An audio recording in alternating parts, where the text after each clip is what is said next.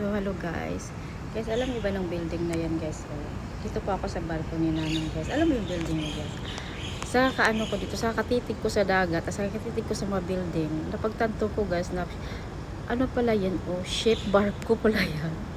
Oh, sa baba guys, pangalan diyan is Cyberport. Kaya pala siguro nila pinangalanan ng Cyberport kasi pantalan pala yan, pantalan ba.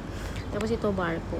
May isa pa diyan guys, oh, parang cruiser siya. Ito. Yan. Parang cruiser siya. Ang galing din ng mga art dito sa Hong Kong Pero ito yung pinakamalaking barko na nila na create.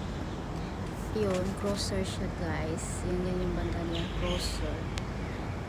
Pero building yan sila, building yan. Hindi yan Kaya tinawag yan ng Cyberport kasi pala yan, parang pantalan. Parang nila yung building na yan is barko. Di ba, ang galing nila.